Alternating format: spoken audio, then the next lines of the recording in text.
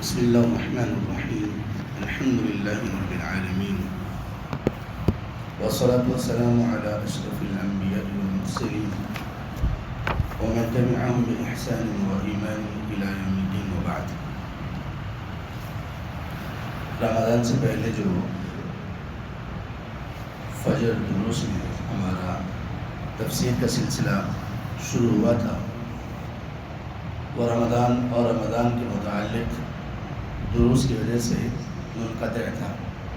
رمضان میں ہم نے رمضان کے متعلق صحیح بخاری سے احادیث کو سیکھا، تو رمضان کے بعد انشاءاللہ اب سے وہ سلسلہ ہم دوبارہ شروع کرنے جا رہے ہیں، اس دعا کے ساتھ کہ اللہ ہمیں ان لوگوں میں شامل کر دیں جو لوگ قرآن والے ہیں، قرآن سیکھنے والے، قرآن پر عمل کرنے والے اور قرآن کے مطابق زندگی گزارنے والے۔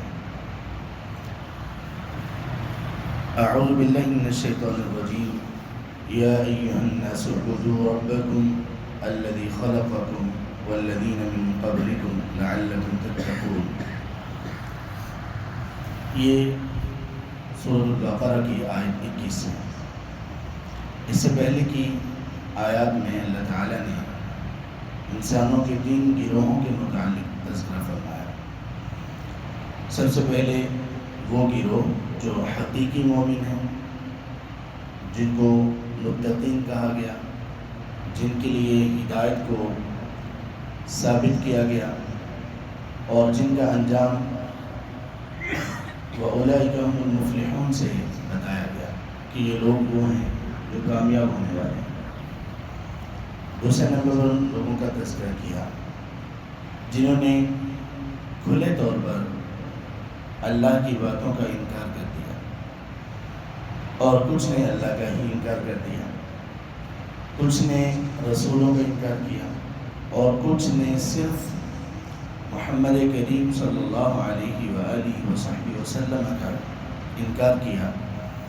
تو ان تمام گروہوں کو کفار میں یا کافرین میں شامل کیا گیا، اور ان کا انجام بھی ذکر کر دیا گیا، وَلَهُمْ عَذَابٌ عَظِيمٌ، کہ ان کے لیے بہت بڑا عذاب ہے۔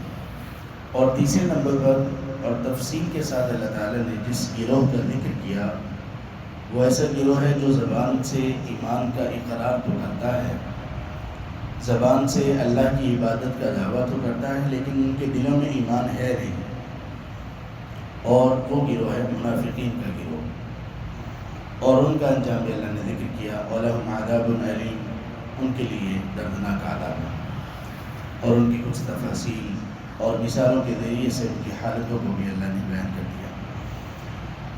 اس کے بعد اس آیت سے، آیت 21 سے، اللہ تعالیٰ نے ان تمام انسانی گروہوں کو سامنے رکھتے ہوئے پوری انسانیت کو یہ دعوت دی کہ آپ لوگوں کو کس گروہ میں شامل ہونا چاہیے اور آپ کو کیا کرنا چاہیے۔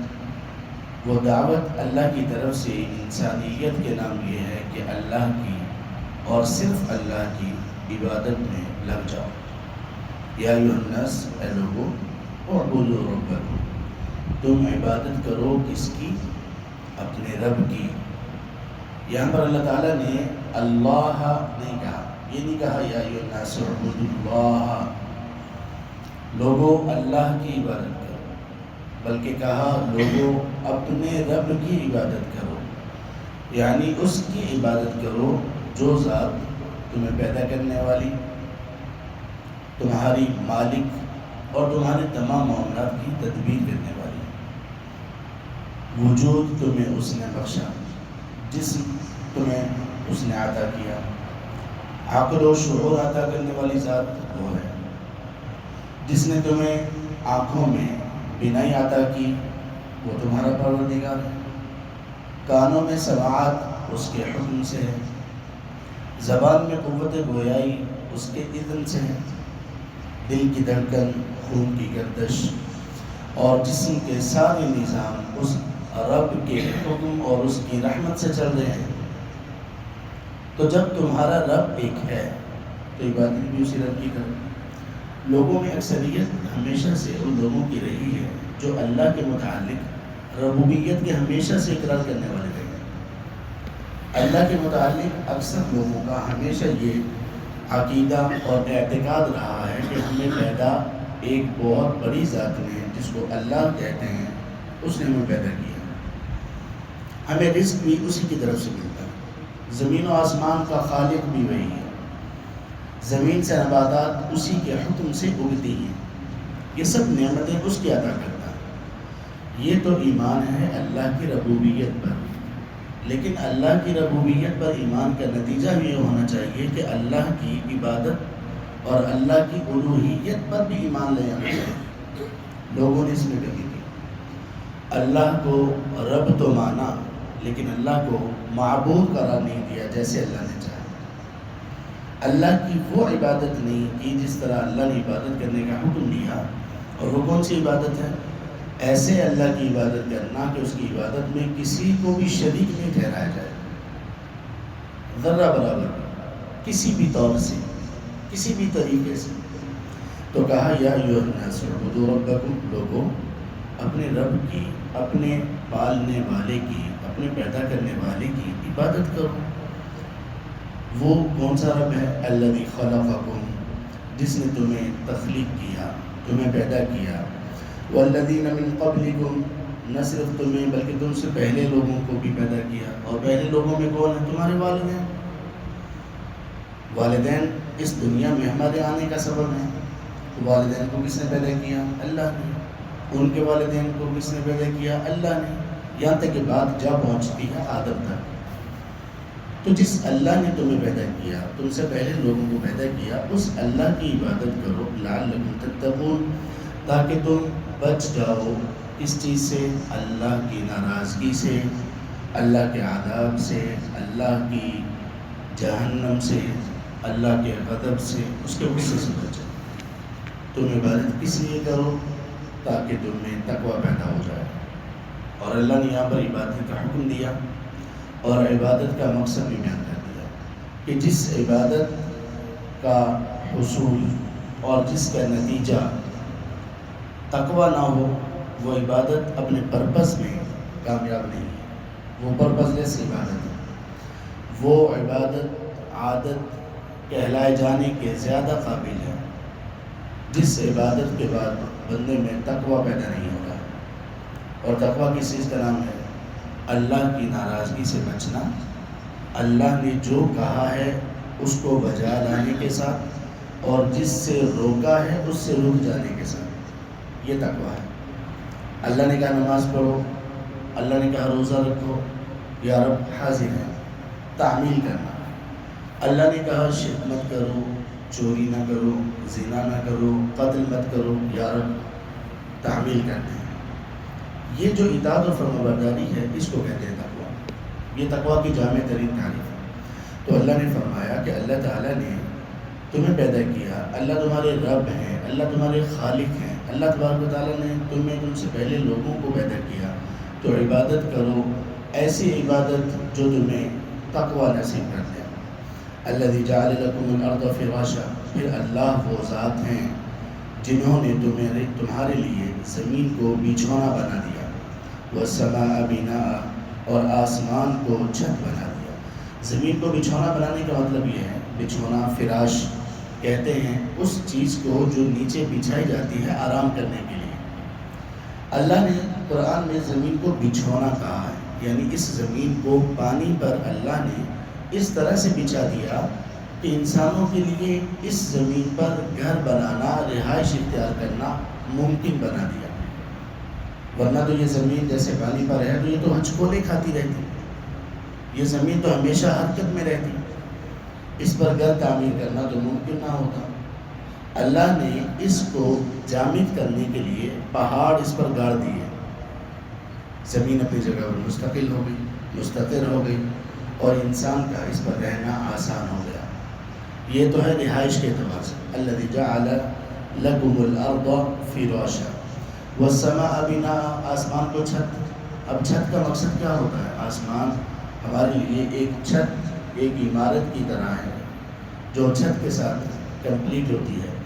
چھت اصل میں ہمیں بچاتی ہے بہت ساری آفات سے اور بہت ساری ایسی چیزوں سے جو انسان کی زندگی کو مشکل بناتی ہے. اللہ نے آسمان کو ہمارے لیے کچھ ایسا ہی بنایا ہے۔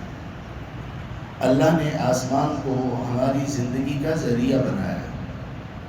آسمانوں سے پانی کا نزول یہ ایک الگ نعمت ہے، اور آسمانوں کا ہم پر سایہ یہ ایک الگ نعمت ہے۔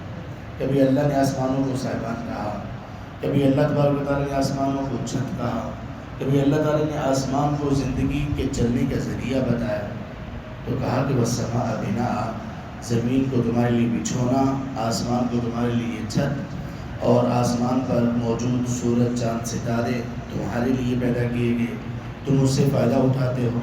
سورج کی شدت اور اس کی ان ریز اور ان شعاؤں سے تمہیں اللہ نے بچا لیا جو تمہارے لیے نقصان دہ ہے۔ تو آسمانوں سے مراد ہمارے سر پر جو بھی چیز موجود ہے، اللہ تبارک تعالیٰ کا وہ آسمان جس کی خاص شکل ہے، جس کے دروازے جو ہمیں نظر نہیں آتے، اس کے علاوہ بھی باقی جو تمام اس کے نیچے والی چیزیں وہ بھی ہمارے لیے مفید ہیں۔ وَأَنزَلَ مِنَ السَّمَاءِ مَاءً، آسمان کا دوسرا فائدہ ذکر کیا کہ اللہ نے آسمانوں سے پانی نازل کیا۔ فَأَخْرَجَ بِهِ مِنَ الثَّمَرَاتِ، اور پھر اللہ نے اس پانی کے ساتھ پھلوں کو نکالا زمین سے۔ رِزْقًا لَكُمْ، لوگوں تمہیں رزق دینے کے لیے، تمہیں کھلانے کے لیے، تمہاری زندگی کے سروائیول کے لیے۔ فَلَا تَجْعَلُوا لِلَّهِ أَندَادًا، اب اللہ کی ان تمام نعمتوں کا، ربوبیت کے ان تمام پہلوؤں کا نتیجہ کیا ہے؟ فَلَا تَجْعَلُوا لِلَّهِ أَندَادًا، تم لوگ اللہ کے ساتھ کسی کو بھی شریک مت بناؤ۔ وَأَنْتُمْ تَعْلَمُونَ، اور تم جانتے بھی ہو۔ جانتے کیا ہو؟ جانتے یہ ہو کہ یہ ساری کی ساری چیزیں اللہ کے سوا کوئی کر نہیں سکتا، کسی کے پاس یہ اختیار، یہ قدرت نہیں ہے۔ جب یہ جانتے ہو تو پھر اس کا نتیجہ یہ ہونا چاہیے کہ جس کے پاس ہر طرح کی قدرت اور اختیار ہے، تم لوگ عبادت بھی صرف اسی کی کرتے، لیکن تم نے اس علم کے باوجود اس اللہ کے ساتھ دوسروں کو بھی شریک بنا دیا۔ ایسا نہ کرو۔ فَلَا تَجْعَلُوا لِلَّهِ أَندَادًا، اب یہاں پہ اللہ نے اپنا نام، وصف اللہ ذکر کیا۔ بات شروع کہاں سے کی تھی؟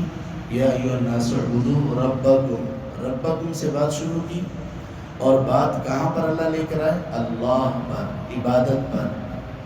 تم فَلَا تَجْعَلُوا لِلَّهِ أَندَادًا، تم لوگ اللہ کے ساتھ جو معبود برحق ہے، حقیقی معبود ہے، اس کے ساتھ کسی کو بھی شریک مت بناؤ۔ اور تم ان باتوں کا علم رکھتے ہو کہ اللہ کے پاس ہر طرح کی قدرت اور ہر طرح کا اختیار ہے۔ اللہ ہمیں اپنی توحید پر قائم رکھے، اللہ ہمیں صرف اور صرف اپنی عبادت کرنے کی توفیق نصیب کرے، اللہ ہمیں اسی ایمان پر زندگی عطا کرے، اور اسی ایمان کی سب سے بہترین حالت میں اللہ ہمیں اپنے پاس بلائے۔ اللہ ہمارے گناہوں کو معاف فرمائے، اللہ ہماری خطاؤں سے درگزر فرمائے، اللہ ہمیں نیکی کی، خیر کی توفیق نصیب کرے، دین پر استقامت نصیب کرے، قرآن سیکھنے، عمل کرنے اور قرآن کو اپنی زندگیوں میں لاگو کرنے کی توفیق نصیب کرے۔ وآخر دعوانا الحمد للہ رب العالمین۔